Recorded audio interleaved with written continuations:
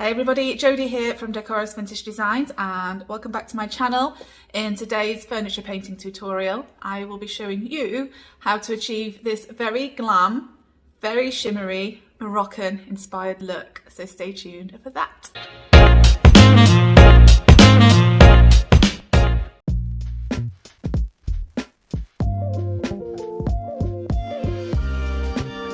Alright, so the first colour that I'm using today is the Silk All-in-One Mineral Paint colour Oasis, and I am applying this with my scarlet brush. And for the first coat, my main goal is to make sure that I have really good coverage. And part of the reason I am using the scarlet brush is because it has nice thin bristles that are kind of tightly locked together, which means that I can get into the middle of these panels and details quite easily. So this is going to be a very layered look. I'm going to be teaching you guys today how to layer with silk mineral paint.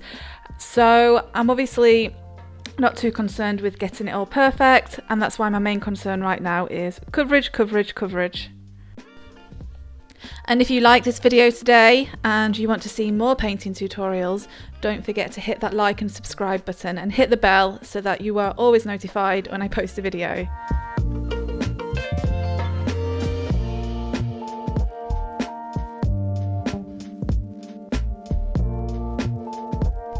So for those of you who don't know, Silk All-in-One Mineral Paint is a really easy, straightforward paint to use. And what I mean by easy is that it has a built-in primer and a built-in top coat. So there is no need to prime before you paint because it prevents odour and bleed through, and it's a stain blocker. And also there's no need to seal because it has a tough as nails built-in top coat as well.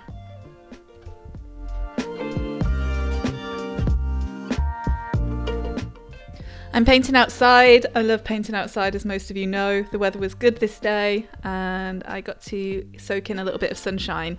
So what that does mean though is that the paint was drying fairly quickly. That being said, I am not using any water. There's no need to use water for silk for the most part because that can affect the built-in properties and it goes on really smooth without water.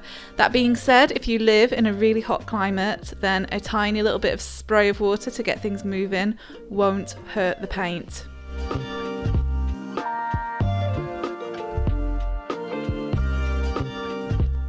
I used a little bit of Endless Shores, which is an off-white by Belle in the silk paint range, just to highlight some places. As you can see here, I am applying it in the middle.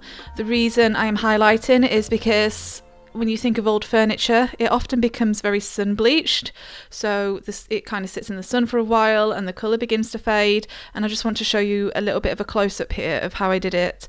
So I'm literally wafting my brush. I'm not doing anything super technical for this. I'm okay with a few brush strokes. I then made a custom colour with Midnight Green, Endless Shores and Mojave, which is this mustard colour. I really hope I pronounced that right. I had to YouTube how to pronounce that because it's spelt Mojave. So if I've pronounced that wrong, I'm so sorry, but blame Google, it told me Mojave, so yeah. So I mixed the Midnight Green and Mojave first, and then I wanted to lighten it up a little bit, so that's when I added a tiny little bit of Endless Shores, and I just got this really nice sort of earthy green from it, which I thought would work perfectly as a muted tone with the bright blue that I had used. With a natural bristled chip brush, this is the premium chip brush by Belle, I just very lightly dry brushed some of this over the details.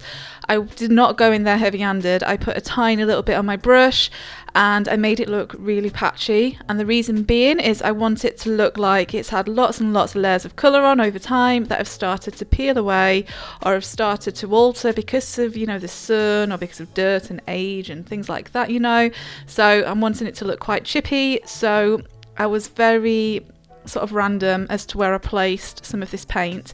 It's super hard to be random sometimes, but just go with it, don't overthink it, and just get the paint on there and build it up gradually.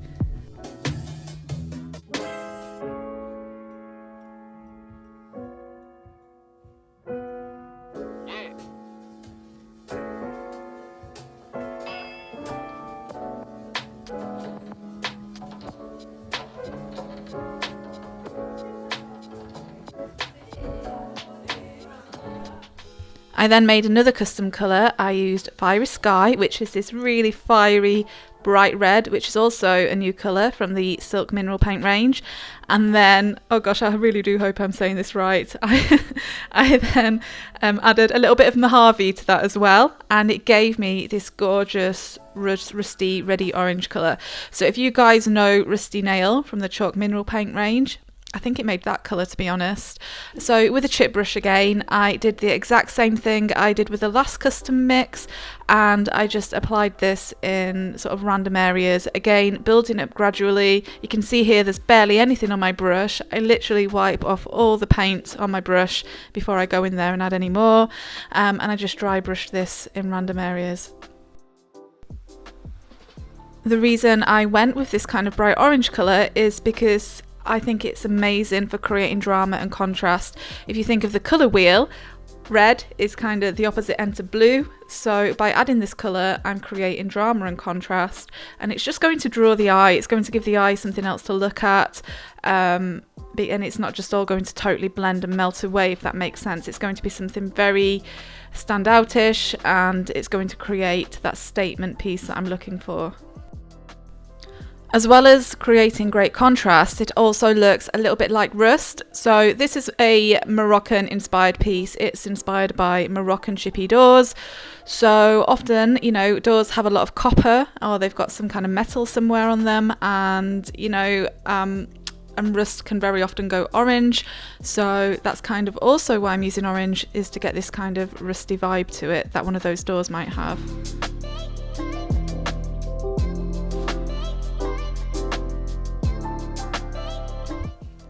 I then also used a little bit of the Cape Currants from the Chalk Mineral Paint range, and I did really like this addition, to be honest. I felt like it just darkened up some of those corners a little bit, but if I was being totally honest, I would say you don't necessarily need to use the Cape Currant for this look. I feel like it was just one of those additions that maybe added some subtle details, that maybe the eye wouldn't even notice, but you can skip this part if you don't have this colour. And I just thought I would give you a little bit of a peek here as to what we're working towards, because I'd already done that door there as well. But yeah, this is just Cape Currant that I'm adding now, and I added it in the exact same way that I added everything else. The only difference is that I used a synthetic brush. Okay, and now I'm misting the whole piece, and I decided to go in with Caribbean from the Moonshine Metallic range.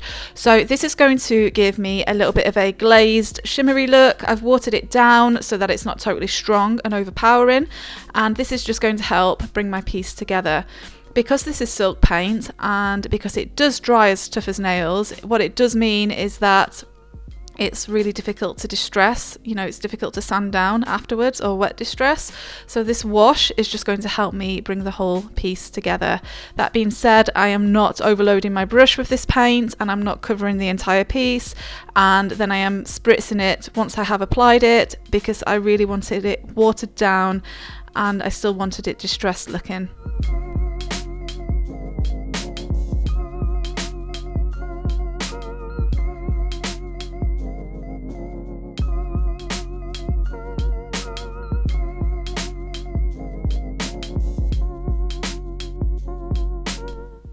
Once that had dried, I went in with another Moonshine Metallic. This time we're creating more contrast again.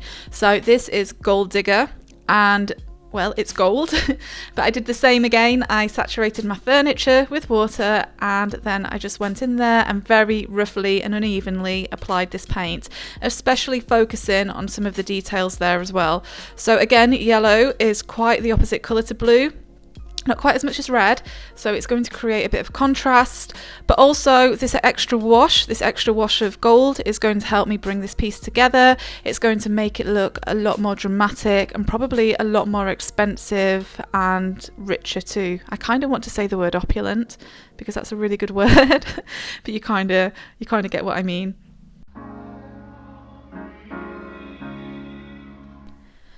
So you can see we have a lot of dripping here, so I'm just going to ignore those drips for now, and I'm just going to continue on.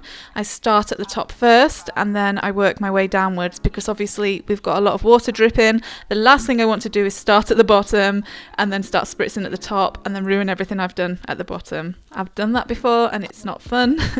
So I'm very roughly again just applying this gold digger here at the bottom, and then I'm spraying it down. So the water will settle in all of the crevices. You can see all the ridges and things. The gold digger and water will mix together and dilute the gold digger even more, and it will settle in those ridges. When that happens, what I tend to do is I just tend to get my brush, like here, and I just start to brush some of that out. The reason being is if I go straight in there with a hairdryer, then it just kind of makes it look really spindly, and I don't like that look. Okay, and then to finish off this piece, I use Best Dang Wax in Black with a Belle brush. And I just want to age this piece even more. So I put the black on quite thick around those outer edges, and that's just going to create this kind of gorgeous rustic vignette. And I even brought some of it down into the panels and into the details, just to make those details stand out a little bit more and to make them look even more aged.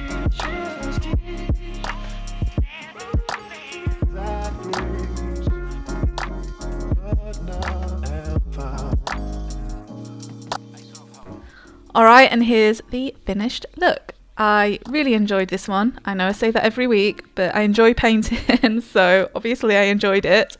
But I do really genuinely love layering colours. It's one of my favourite things to do. I'm going to be honest with you guys, I had a little bit of trouble photographing and videoing this piece because of all the shimmer. It just made all the lights reflect in it, but I think I got there in the end. And yeah, so just let me know, as always, what you guys think in the comments, and have a great time painting. Bye bye.